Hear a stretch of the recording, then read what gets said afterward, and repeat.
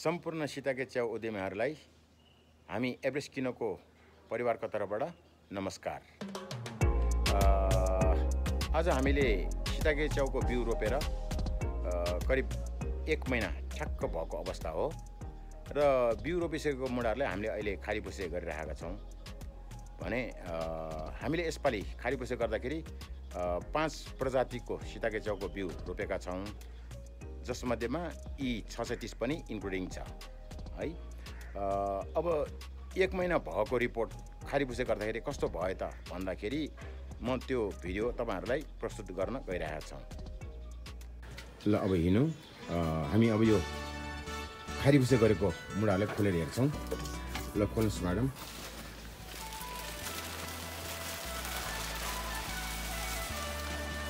Wow,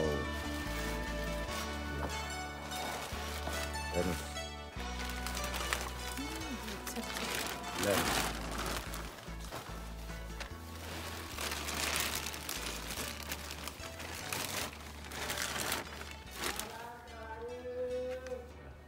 यो Everest किनोको भएको आज यसमा जुन हामीले 5 वटा प्रकारको धुसीहरू रोपेका छौँ, जुन मोडेलहरू जुन तपाईले राम्रोसँग देख्न सक्नुहुन्छ है। यो सबै मुढामा यसरी मजाले धुसी आएको छ। यो ठ्याक्क 1 महिना मात्र भयो है मित्रहरू। अब हेर्नुस्, यो चाहिँ मुढालाई त म सायद आज 1-2 दिनमै नै मेरो हिसाबले म यसलाई होङगुसेमा लान्छु है। यतापट्टिको यो चाङलाई पनि पुरा होङगुसेमा जाँदैछु म। यो जम्मा 1 महिना मात्रै भएको हाम्रो रिजल्ट हो। हेर्नुस्,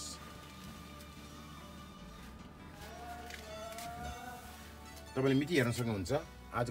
आज पोस्ट गर्दैछु। यो 5 फेब्रुअरीमा राखेको, त्यस्तै यो पनि 5 फेब्रुअरी भयो, यो 6 फेब्रुअरी छ है। अनि ठ्याक्कै आजको दिनबाट 1 महिना भएको अवस्था हो। यहाँ तपाईले हेर्न सक्नुहुन्छ 9 फेब्रुअरी पनि छ है। जसै गरी सालाखाला 1 महिना भएको अवस्थाको मुढाहरू। अनि यसमा देखेको यो कुनै पनि ट्याग नभएको, यो ट्याग नभएको मुढाहरू त नि यी 103 मोडेल हो।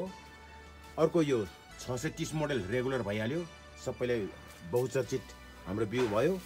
त्यसपछि यो 206 भन्ने मोडेलको भयो, यो ई 206 मोडेल भयो है। त्यस्तै यो ट्याग नलेखेको त चाहिँ हाम्रो नयाँ बिउ ई 103 मोडेल हो भने।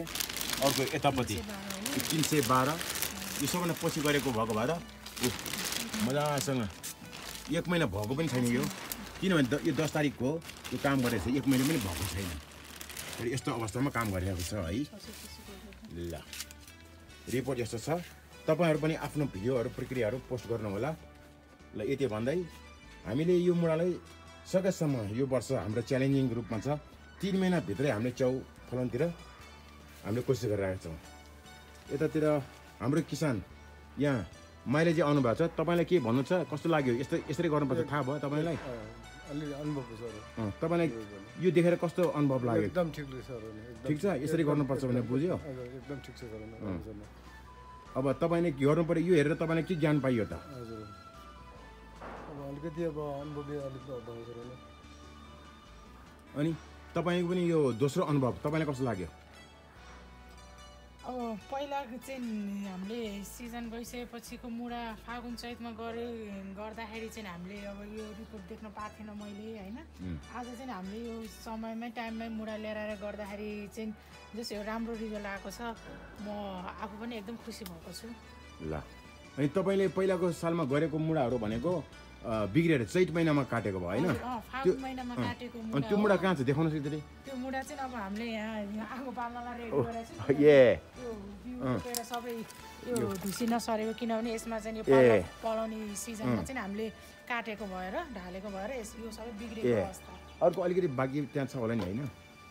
अनि बाँकी मुढा अझ यहाँ छ, तपाईँले देख्न सक्नुहुन्छ कि यो सबै बोक्रा पलाउनु 1 महिना अगाडि काटेको मुढा कस्तो हुन्छ नि, तपाईँको धुसी सरेको देखे तापनि यसमा च्याउ नफल्ने अनि यो बोक्रा यसरी उक्किने अवस्था हुन्छ। त्यही भएर म के भन्न चाहन्छु भने हजुरहरूलाई, यदि तपाईहरु सीताके च्याउको खेती गर्न चाहनुहुन्छ भने समयलाई र महिनालाई चाहिँ ध्यानमा राखेर चाहिँ पूर्व तयारीको साथ अगाडि बढ्नु होला। सिजन गइसकेपछि गर्दाखेरि तपाईहरुको मुढा बिग्रिने लगानी बिग्रिने समय चाहिँ खेर जाने चाहिँ हुनसक्छ। त्यही भएर यो कुरामा चाहिँ सबै किसानहरूले ध्यान दिनुपर्ने देखिन्छ। हस् त्यति भन्दै आजलाई बिदा चाहन्छु। सबैजनालाई नमस्ते, धन्यवाद, थ्याङ्क यू। आकाशको तारा यो धरती सारा तिम्रै लागि नजिक छैनौ छाड्ने त हैनौ बाटोमै